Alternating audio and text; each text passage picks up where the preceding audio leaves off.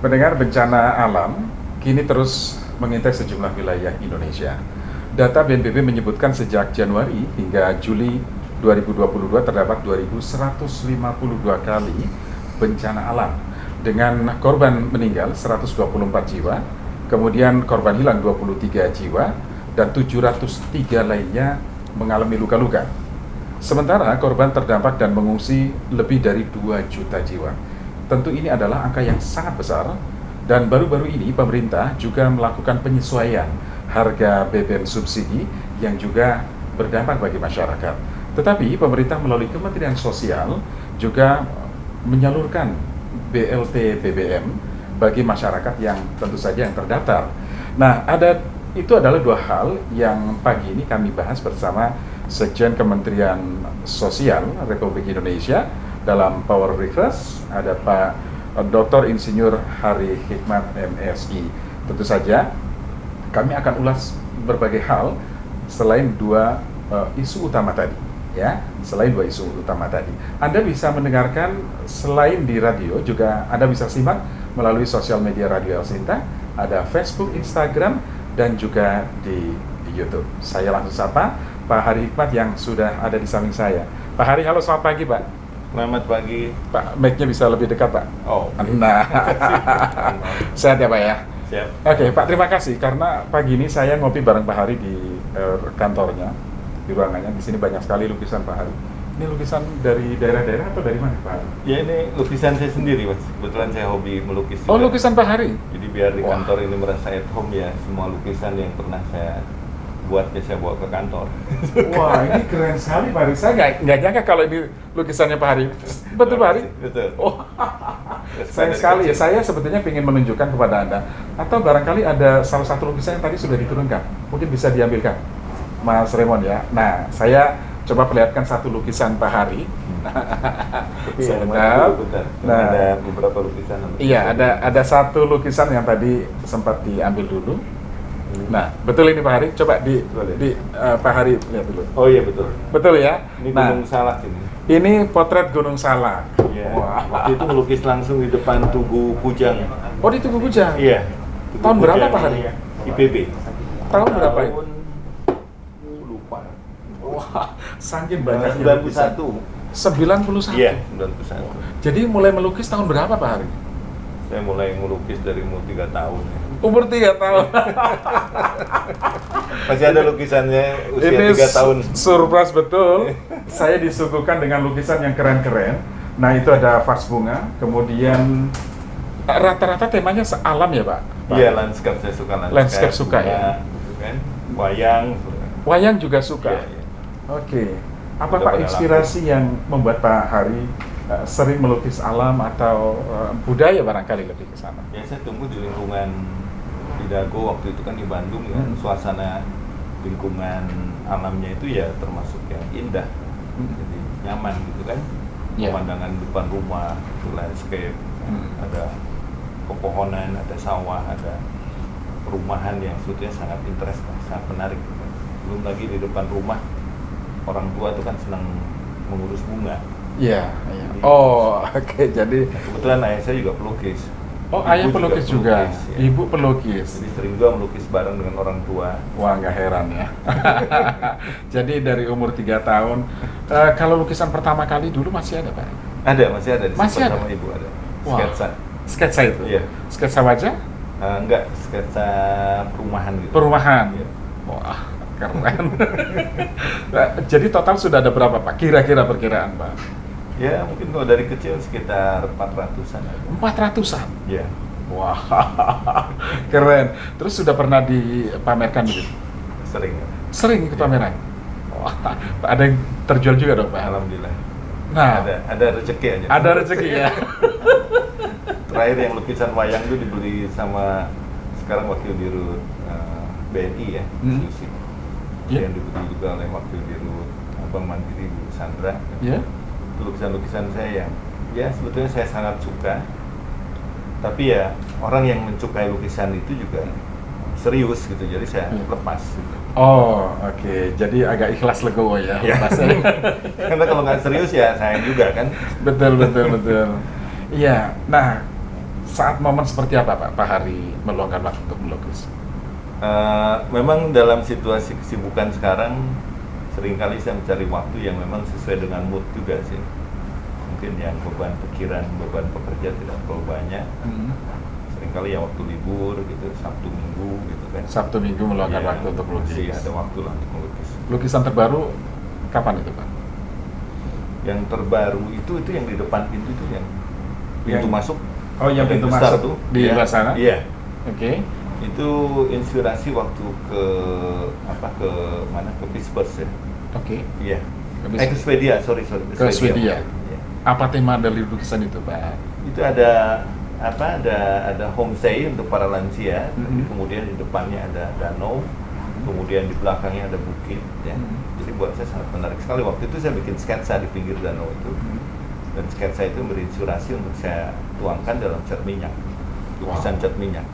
Keren. Jadi itu semacam Kalau kayak Mas Wiryo mah ada Nah, minat serius boleh. nanti saya mau lihat.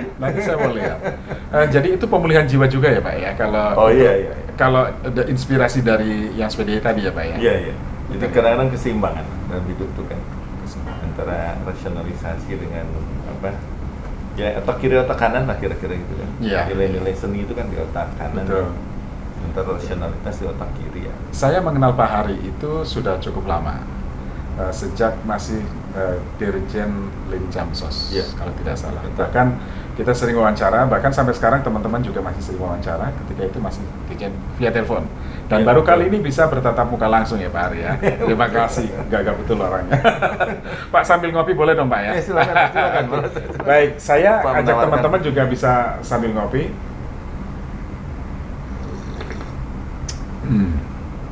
Mantap ini kopinya. Ya Pak Hari, terima kasih sebelumnya Pak Hari, karena akhir-akhir ini kan banyak isu yang menjadi sorotan masyarakat.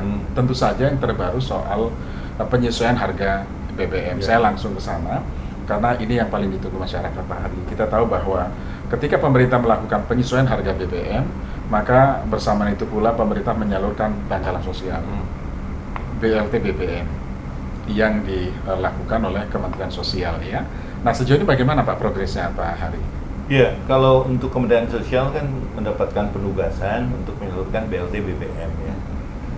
Itu senilai 12,39 triliun nilai bansosnya. Nilai bansosnya. Iya, 600.000. Itu yang BBM ya, bantalan. Iya, BLT untuk- BBM, dan sekarang sudah digulirkan, sudah hampir 1 juta lebih mungkin per kemarin ya, sudah tersalurkan di seluruh Indonesia. Insya Allah pada hari ini sudah meng-cover 514 kabupaten.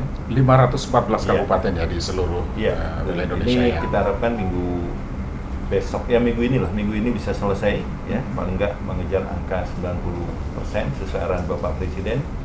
Ya, bulan September harus sudah tersalurkan seluruh BLT BBM, dan nanti bulan Desember juga akan disalurkan kembali. Jadi 2 termin, 300 bulan September, 300 bulan Desember. Itu sebetulnya hitungannya kan 150.000 per bulan selama 4 kali, cuma disalurkan 2 kali. 2 kali. Iya. Nah, tapi kita harus melihat bahwa ini kan penguatan bantalan sosial.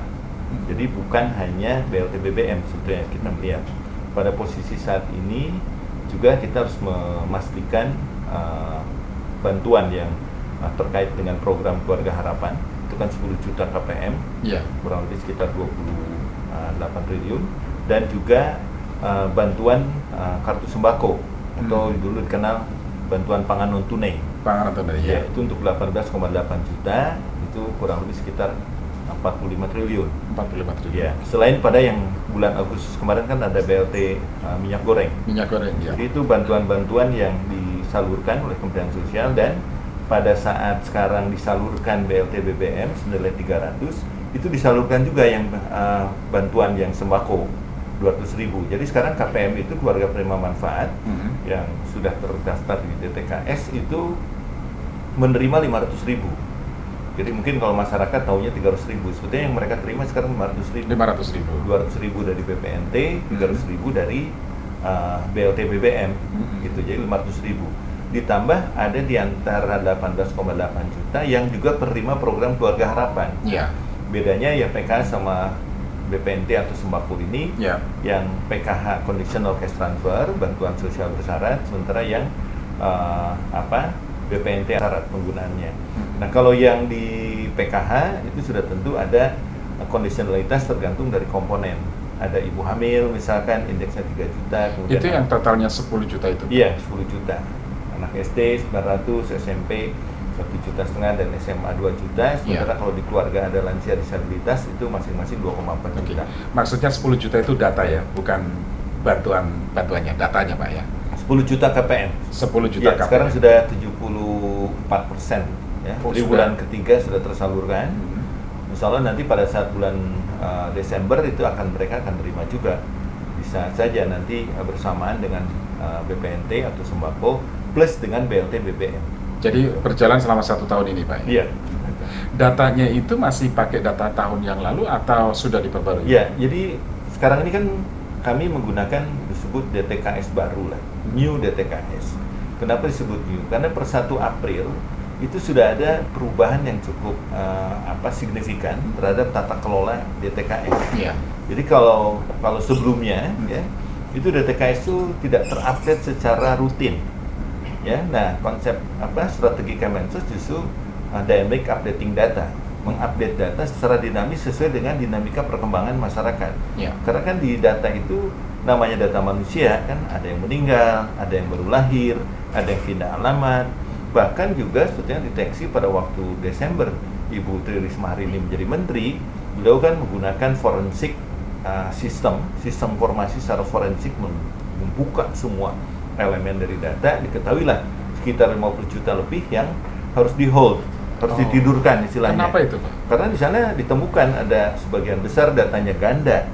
Oh. Nah, kalau ganda mereka kan dapat 2-3 Double. bansos dalam satu kesempatan. Itu kan sangat merugikan KPM yang lain, masyarakat yang lain. Betul. Kemudian ada yang meninggal tapi masih mendapatkan bantuan. Belum diganti ahli warisnya. Sebetulnya dimungkinkan yang meninggal diganti ahli waris, fine aja. Tapi ternyata tidak demikian. Ya, kemudian juga ada yang sudah tidak diketahui alamatnya. Ada yang anomali, bahkan yang urgen sekali tidak padan dukcapil. Nah, ini yang diperbaiki dari Desember sampai April. Per 1 April, Bu Menteri mengeluarkan sebuah surat keputusan yang menetapkan DTKS baru tadi. Ya, dan memang saat ini sudah 146 juta ya, lebih yang sudah terupdate setiap bulan. Ya, dan juga kita menggunakan aplikasi sistem informasi kesejahteraan sosial New Generation, dan di dalamnya ada aplikasi cek bansos, dan masyarakat bisa terlibat untuk mengecek bersama, ya, mengusulkan, ya, kalau ada tetangganya misalkan yang lebih berhak atau dirinya yang merasa berhak, itu bisa diusulkan melalui cek bansos. Bahkan siapapun juga kalau melihat misalkan ada yang tidak layak bisa dimasukkan ke usul sanggah. Jadi artinya penilaian ketidaklayakan, dan juga bisa juga bagaimana masyarakat itu terlibat secara langsung mengadukan. Kita sudah punya Social Affair Command Center dengan pengaduan 021 171. Itu kanal pengaduan 021 itu 171 ya. 171. Oke. Itu ketika mulai dibuka bulan yang lalu itu sudah 125 ribuan yang mengadukan. Ya. Jadi itu mekanisme pengaduan untuk menunjukkan transparansi agar DTKS itu semakin punya integritas di dalam ketepatan sasaran untuk bansos tadi. Oke, baik. Pak Hari, kita jeda sejenak, nanti kita lanjut di segmen berikutnya. Kami masih akan mengulas mengenai data penerima bantuan sosial yang tadi sebagian sudah dipaparkan oleh Pak Sekjen, Pak Hari Hikmat. Kami hadir kembali sesaat lagi. Berkat terima kasih Anda masih bersama kami, Power Request, masih bersama Sekjen Kementerian Sosial Republik Indonesia, Dr. Insinyur Hari Hikmat, MSI, masih bersama saya. Kopinya enak sekali tadi, Pak. Ya, alhamdulillah. Terima kasih. Baik, Pak Hari tadi menjelaskan mengenai data penerima bantuan sosial. Kita tahu masyarakat kita kan sekarang ini sangat kritis sekali, Pak. Karena mungkin belajar dari waktu-waktu yang lalu ketika data penerima bantuan sosial banyak yang tidak akurat. Nah, mungkin ini juga yang perlu disampaikan kepada masyarakat. Sebetulnya bagaimana sih proses pengumpulan data? Proses pengumpulan data sehingga masyarakat bisa tahu, oh ternyata letak kesalahannya di sini. Itulah yang harus diperbaiki. Meskipun tadi dijelaskan bahwa ketika Bu Risma masuk, Bu Risma melakukan forensik data itu sehingga diketahui ada sekian 20 juta misalnya yang bermasalah. Silakan Pak Hari. Ya, jadi mungkin masyarakat juga harus memahami bahwa data terpadu kesejahteraan sosial itu legal standingnya itu Undang-Undang 13 tahun 2011 tentang penanganan fakir miskin. Ya. Jadi mandatorinya ada di Kementerian Sosial untuk data terpadu fakir miskin. Ya, sekarang ditambah kelompok rentan dan orang tidak mampu, sekitar 40% status sosial ekonomi terbawah. Nah, itu basis datanya pada waktu itu ada basis data terpadu BDT yang merupakan hasil sensus dari BPS dan dikelola pada waktu itu oleh BPS dan bersama TNP Golkar. Ya. Nah, sejak Undang-Undang 13 itu diterapkan secara efektif, maka data itu dilimpahkan ke Kementerian Sosial. Memang semenjak itu tidak ada updating bersifat sensus lagi, sehingga pemikiran Ibu Risma, ya daripada kita melakukan sensus ulang, lebih baik kita memperbaiki sistem yang bisa mengupdate secara dynamic tadi. Ya. Jadi tidak mengandalkan sensus lagi. Nanti kalau sensus, dari sensus ke sensus tidak ada perbaikan, ya percuma. Kan semakin lama tahun data itu semakin tidak update, kan semakin ya tidak valid lagi. Ya. Karena ada yang meninggal, ada yang lahir, ada yang pindah rumah, ada yang tidak diketahui alamat dan sebagainya. Itu yang harus dihindarkan. Karena itu bangunlah sebuah sistem, ya. Dan sosial waktu itu dapat penugasan untuk melakukan sensus lagi tahun 2021. Ya. Tapi Bu Menteri berkehendak tidak perlu melakukan sensus, lebih baik sistem formasinya diperbaiki. Dan ternyata jauh lebih efisien daripada waktu itu diperkirakan menghabiskan data 1,3 triliun, ya, atas saran dari KPK, BPKP. Lebih baik kita memperbaiki sistem. Ya. Itulah sebuah pilihan yang dilakukan oleh Kemensos untuk membangun satu sistem yang bisa diupdate terus-menerus, dengan juga sistem verifikasi validasi yang tertata setiap bulan, dan di situ tetap memperhatikan keterlibatan Pemda, karena otoritas pengesahan sebetulnya tetap ada di Pemda sesuai dengan Undang-Undang 13. Kemensos itu lebih memfasilitasi, ya, walaupun Kementerian Sosial punya kewenangan juga untuk melakukan memasukkan data, tetapi itu tetap diverifikasi, disahkan oleh Pemda. Nah, ketika dinas sosial misalkan ditugaskan bupati melakukan verifikasi, kami punya sekitar 46.000 pendamping, ya, yang bisa bertugas untuk melakukan verifikasi dan validasi. Bahkan sempat untuk quality insurance, ya, Bu Menteri waktu itu menugaskan para mahasiswa yang akhir semester maupun yang masih dalam mencari pekerjaan itu bertugas untuk melakukan menjadi verifikator dari aspek independensi lah. Dan itu sudah berjalan dengan baik waktu itu, dan juga sekarang dilengkapi sistem formasi itu dengan geotagging. Ya. Jadi ada foto rumah di sistem formasi yang kita bangun itu. Dari foto rumah itu sebetulnya salah satu indikator yang bisa menunjukkan ini orang ini layak atau tidak menerima. Ya. Kalau rumahnya saja udah bagus, permanen, bahkan bertingkat, di depannya ada kendaraan, itu langsung dicek kembali oleh pendamping. Ditugaskan pendamping mengecek kembali langsung ke rumahnya, Ya. dan ternyata kalau memang tidak layak, itu bisa ditidaklayakkan. Jadi sistem penidaklayakkan tidak perlu menunggu sensus. Ya. Kita lakukan data itu menjadi sifatnya regresasi. Jadi bukan data sensus lagi. Jadi ini yang seringkali kurang difahami oleh masyarakat luas. Data Kemensos sekarang sudah menjadi data regresasi. Ya, sama dengan Dukcapil. Dukcapil itu kan data registrasi, Ya. bukan data sensus. Beda dengan BPS. BPS melakukan data sensus penduduk. Tapi Dukcapil melakukan registrasi kependudukan. Nah, kami sekarang sudah punya registrasi untuk kelompok fakir miskin, rentan, dan tidak mampu. 40% status sosioekonomi terbawah sifatnya udah data registrasi.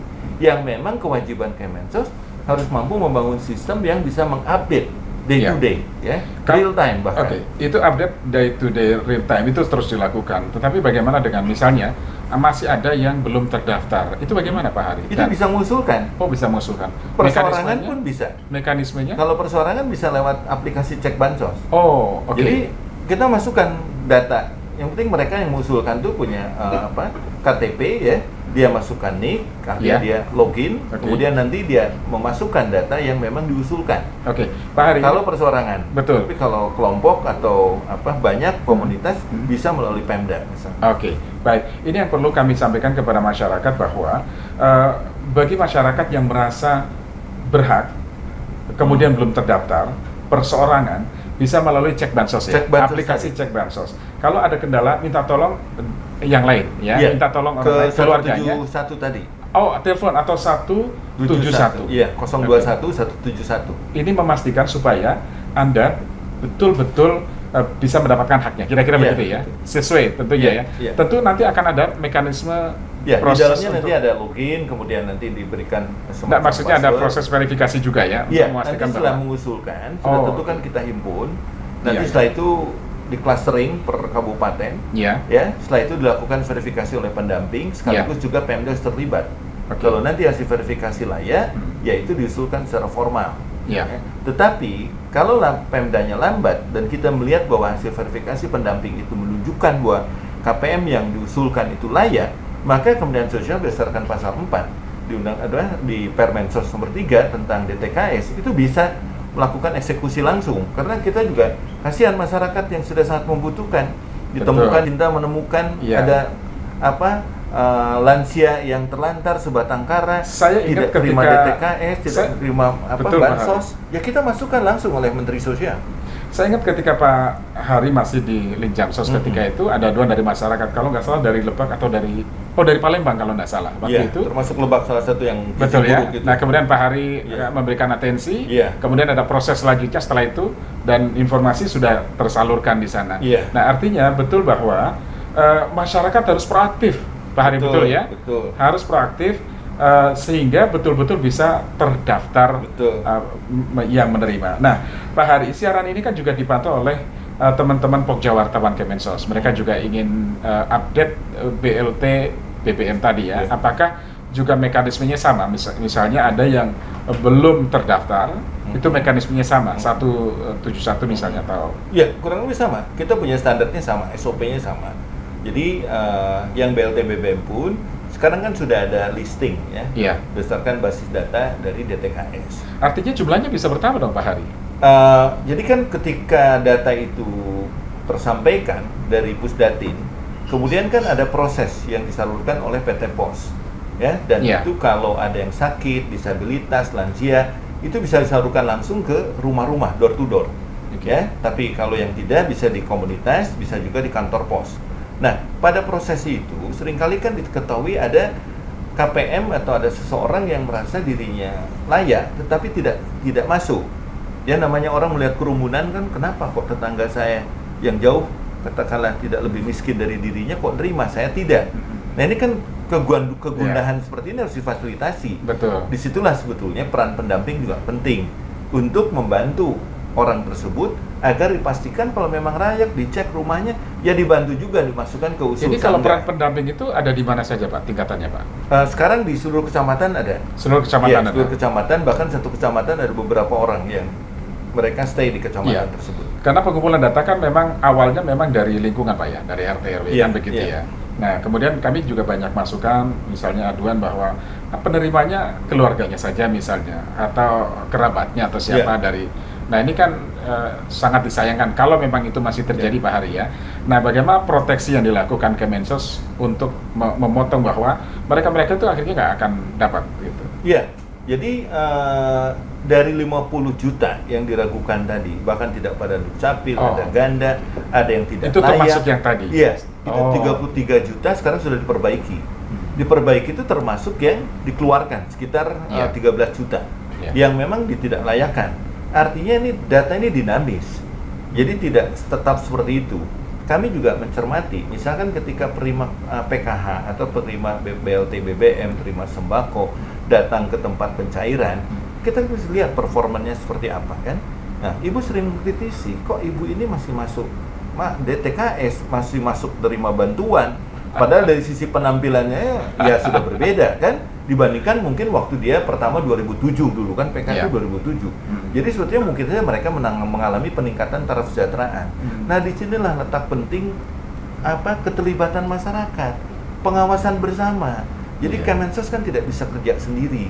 Disitulah pentingnya keterlibatan RT RW termasuk lurah dan juga dinas sosial untuk lebih peka. Ada orang yang sebetulnya mungkin dulu dia cukup taraf kesejahteraannya, tapi karena pandemi dia jatuh miskin. Betul. Sementara ada yang survive dan dia misalkan meningkat terus karena usahanya, karena apapun lah. Bahkan mungkin ada yang terima warisan, mungkin dia tiba-tiba naik kelas, tidak miskin lagi. Nah, dinamika inilah yang tertangkap oleh di komunitas. Ya, jadi elemen-elemen yang dibangun Kemensos yang berbasis komunitas, ayo sama-sama kita coba coba pastikan itu berjalan efektif. Jadi istilah misalkan ada yang tidak layak lagi, itu bisa terdeteksi. Makanya ada 33 juta yang sekarang diperbaiki. Diperbaiki itu termasuk yang diganti, yang diusulkan baru. Itu banyak sekali loh, 33 juta. Nggak sedikit dari 50 juta waktu Betul. itu kan. Iya, Tapi kan iya. kita dengar apakah ada masyarakat yang ramai protes dengan 50 juta ditidurkan? Kan tidak terdengar kan? Nggak ada. Berarti memang itu luar tuh benar-benar yang nggak layak gitu kan. Hmm. Gitu loh. Jadi kalau misalkan 50 juta nggak sedikit tuh. Ya. Oh iya. Nah, kalau 50 juta diumumkan ditidurkan dan orang-orang yang merasa selama ini nerima tiba-tiba tidak nerima karena termasuk yang ditidurkan, pasti akan ramai-ramai. Pasti akan bereaksi mereka. Terjadi gelombang protes ke Betul, Kemensos. betul. Tapi kan ternyata mereka juga tidak. Iya. Berarti apa? Memang ada benarnya gitu. Banyak benarnya yang tidak ditidurkan oleh Kemensos itu. Dan benar di lapangan tuh ada anomali, ada ganda.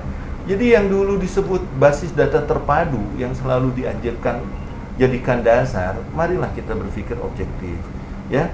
Ya, di sini banyak pihak yang selalu BDT, tapi kan BDT tahun berapa? 2015. Ya udah berubah banyak gitu loh. 2015 sampai sekarang 2022, waktu itu zaman Bu Risma datang 2020 misalkan itu kan sudah berubah banyak. Iya. Gitu loh. Jadi kalau tetap kekeh dengan BDT ya nggak bisa juga. Kemudian kalau mau dibikin sensus penduduk lagi juga ya sah-sah saja sensus orang miskin.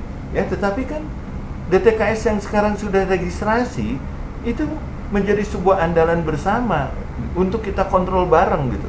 Pemda juga ikut ya, dan ya Pemda sedikit banyak sekarang juga menyadari.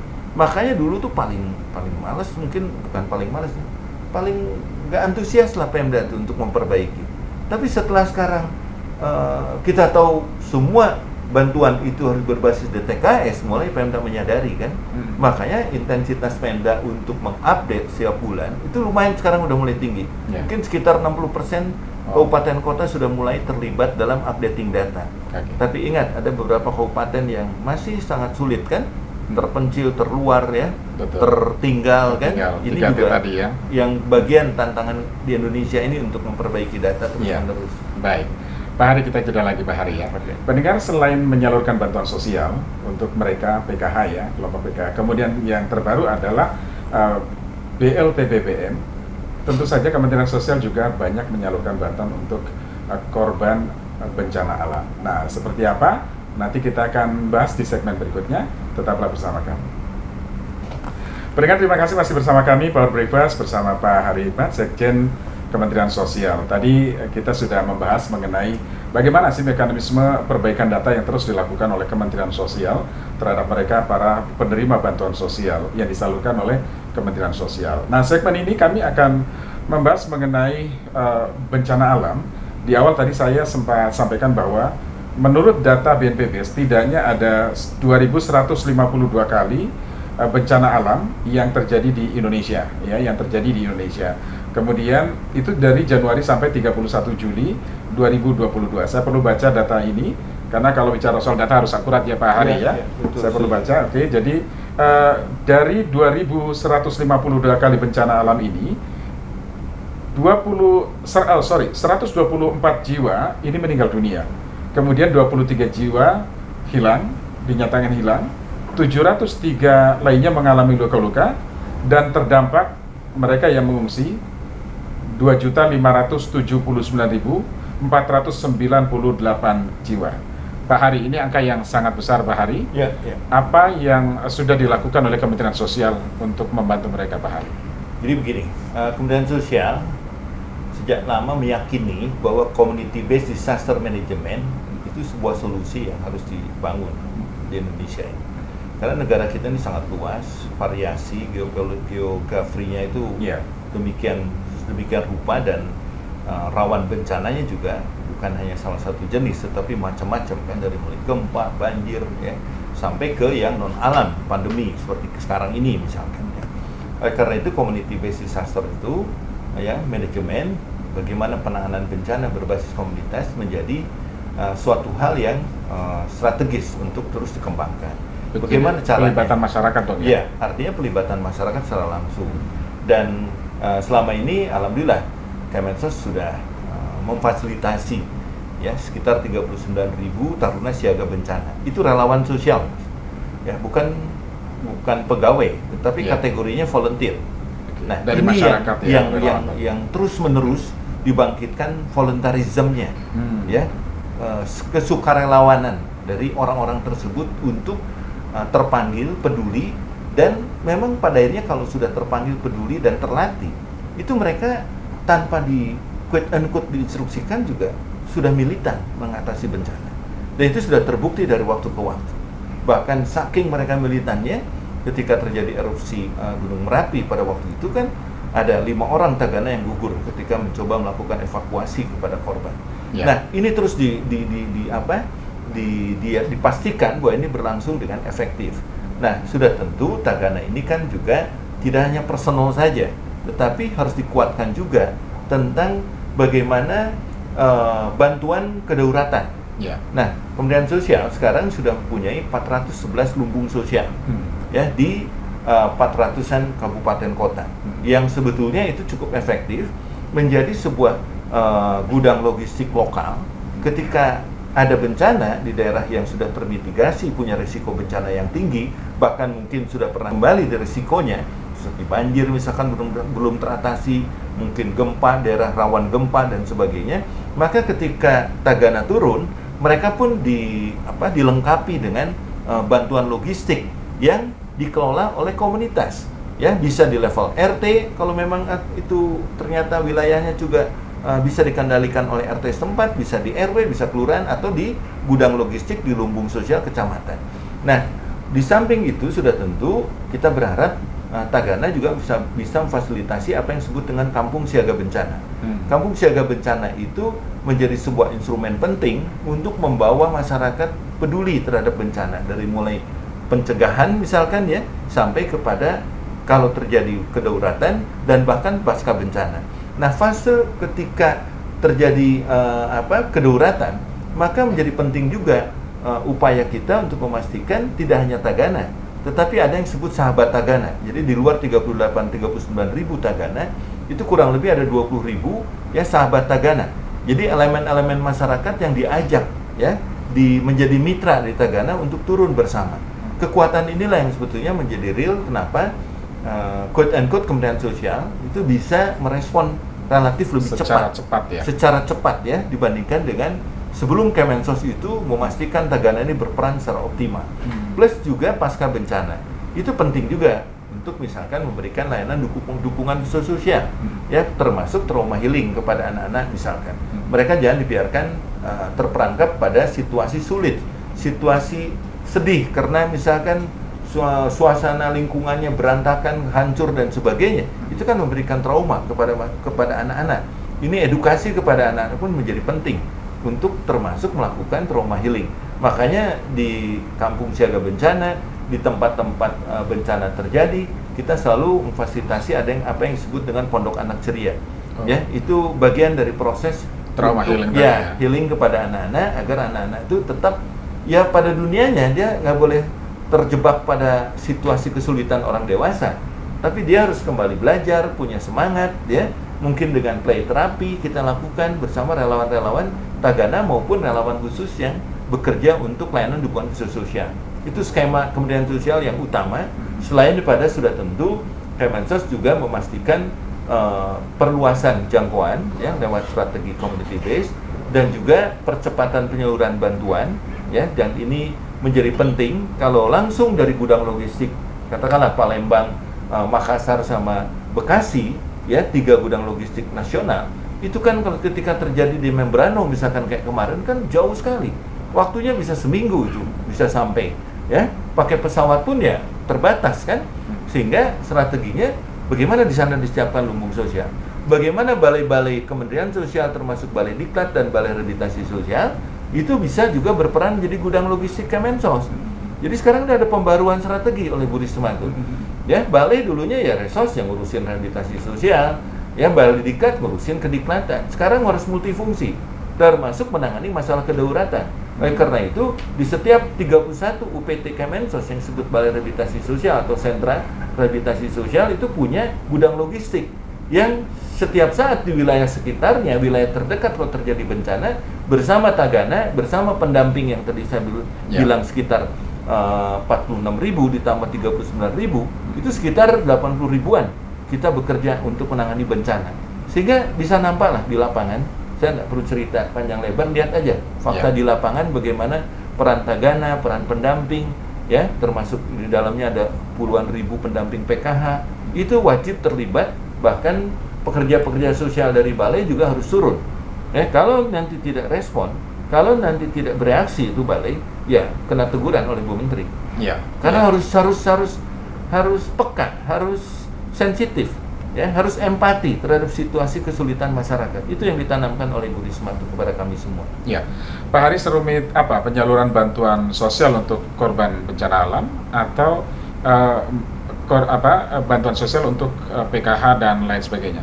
Ya, relatif. Kalau seperti tadi saya sampaikan sudah ada lumbung sosial, itu responnya bisa lebih cepat. Lebih cepat, kan? ya. Iya. Kalau belum ada lumbung sosial, memang ya perlu waktu kan menjangkau daerah-daerah yang sulit, terpencil, tertinggalnya, terluar ya. Nah, tapi kalau dari sisi bansos yang transfer tadi, yang model PKH, BPNT, kemudian BLT BBM, BLT mie goreng, selama datanya itu update, ya, dan sistem transfernya sudah terbangun, termasuk akuntabilitasnya, misalkan dengan Himbara kalau itu lewat lewat cashless transfer, nah, atau dengan pos yang sifatnya cash transfer, itu bisa dipastikan efektif. Itu ya relatif sebetulnya sistem itu berjalan lebih mudah karena sistem yang berjalan kan, bukan manusianya sebetulnya. Ya, cuma catatannya memang sekarang ini baik dengan lembaga penyalur kayak Bank Himbara maupun pos, itu rekonsiliasi menjadi sangat penting untuk memastikan penyaluran itu tidak tertahan karena berbagai faktor. Misalkan kartu belum terdistribusi, kartu keluarga sejahtera yang baru-baru, misalkan yang usulan baru dari masyarakat, betul, itu kan harus dibuka rekening kolektif, ya, ketika disalurkan ternyata ada masalah ketika penyaluran, mungkin sudah pindah, sudah meninggal dan sebagainya. Jadi secara administrasi harus diperbaiki dulu, kan? Baru nanti kalau sudah dipastikan fix, baru ditransfer. Kalau transfer kan relatif mudah lah udah. Kita sendiri juga mengalami yang sebut inklusif keuangan kan. Betul. Gitu. Oke, jadi poinnya di sini masyarakat yang sekali lagi masyarakat yang belum terdaftar menerima bantuan sosial, padahal dia sebetulnya memenuhi syarat, Anda bisa mengajukan klaim, kira-kira begitu ya, untuk perbaikan itu. Tadi ada di aplikasi Cek Bansos, atau di telepon, melalui telepon 021 171 171. Anda bisa memanfaatkan dua cara itu, atau ketika banyak maka kolektif nanti bisa Pemda masing-masing meresponnya gitu untuk melakukan koreksi data. Bahkan itu bisa berbasis website yang Cek Bansos itu. Cek Bansos bisa berbasis website. Jadi sekarang banyak kemudahan bagi masyarakat untuk mengajukan data ya, kalau memang merasa berhak untuk mendapatkan bantuan. Kemarin 125.000 yang hit. 125.000 ya. Sejak kita umumkan. Tapi sedang ditangani satu persatu. Paling tidak Kemensos berusaha untuk berusaha untuk melakukan upaya cepat merespon apa yang dibutuhkan masyarakat yang membutuhkan. Kira-kira begitu ya. Pak Hari, nanti di segmen berikutnya, segmen terakhir, kita akan bahas, tadi Pak Hari sudah menyebut Himbara. Karena beberapa waktu yang lalu Bu Menteri sempat agak kecewa karena dana bantuan sosial 2,7 triliun kalau tidak salah mengendap di Bank Himbara. Nah, bagaimana kelanjutannya? Tunggu sesaat lagi. Pendengar, terima kasih Anda masih bersama kami sambil ngopi. Kita bicaranya serius banget dari tadi Pak Hari. Iya, diajak serius ya, saya serius. Kalau urusan dengan masyarakat, apalagi mereka yang membutuhkan bantuan segera kan memang harus sikapi dengan sangat serius ya. Betul, amanah. Iya, amanah, betul. Pak Hari, tadi saya sempat menyinggung sedikit mengenai dana bantuan sosial di Bank Himbara.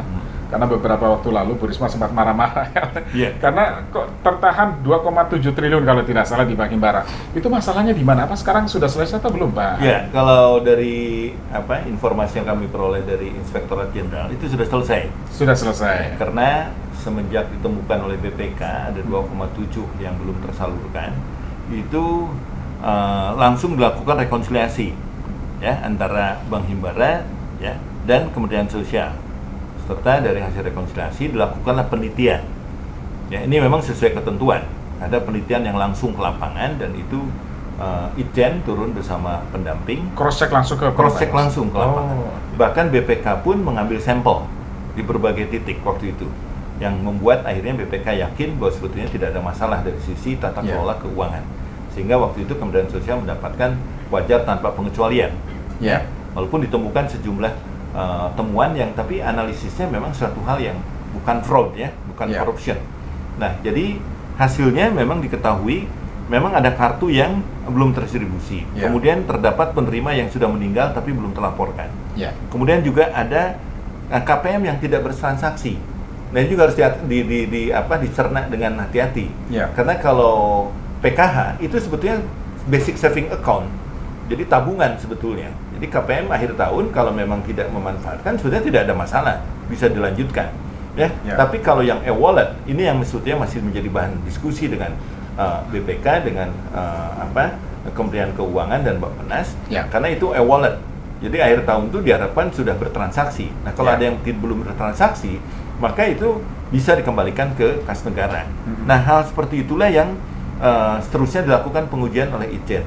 Nah, hasilnya sudah diketahui dalam percepatan Januari sampai Maret dari 2,7 itu sudah di-store ke kas negara 382,5 miliar ya, dan sudah disalurkan kembali itu 2,3 triliun. Ini data dari ONSMA, Online Monitoring Sistem Perbendaharaan Anggaran Negara, dan 382 yang faktor-faktor tadi, ada kartu belum terdistribusi, ada yang sudah meninggal, ada yang tidak bertransaksi, itu semua sudah diketahui sehingga bisa dikembalikan ke kas negara. Jadi tidak ada yang dirugikan dalam hal seperti ini. Jadi ini sudah tuntas ya Pak, yang 2,7 sudah tuntas. Sudah tuntas. Alhamdulillah sudah tuntas. Makanya WTP kan, Kemensos kan. Iya. Kalau waktu itu nggak tuntas ya berat juga. Ini harus mencak-mencak dulu atau apa nih Pak? Bu Menteri itu ngontrol langsung. Oh. Jadi TLHP, tindak lanjut hasil pemeriksaan dari BPK, itu Bu Menteri turun tangan langsung, bahkan nongkrongin tempat kami melakukan tindak lanjut itu dari siang sampai subuh setiap hari. Monitoring data perbaikan segala macam? Monitoring data. Jadi dicek langsung, bahkan ditayangkan hasil penayangan termasuk persiapan jawaban ke BPK seperti apa, tindak lanjut ke lapangan, itu sampai subuh Bu Menteri itu ngontrol. Dan langsung di lokasi, di Cawang Kencana, di tempat kantor Itjen. Nggak mempercayakan kepada bawahannya untuk ini ya? Bukan tidak percaya, tapi memberikan motivasi. Oh, ya, penguatan kepada semua. Sehingga ya kalau menterinya aja sudah turun tangan begitu, masa eselon 1, eselon 2 sama petugas auditor tidak tindak lanjut. Dan ada hasil juga akhirnya ya. Dan hasilnya begini, ini pembuktian bahwa sistem informasi kesejahteraan sosial SIG-NG itu bisa diandalkan tidak? Kalau datanya amburadul, nggak bisa kita mendeteksi kesalahan secara cepat seperti itu. Karena ada kementerian lain yang akhirnya tidak berhasil membuktikan bahwa itu datanya tidak ada masalah. Ya, tapi dengan sistem informasi yang kuat, itu bisa dibuktikan, bisa kita tracking, bisa segera ditelusuri. Oh, ada data yang belum masuk DTKS, dicek ternyata masuk. Oh, ada data yang tidak misalkan tersalurkan, dicek ternyata orangnya meninggal.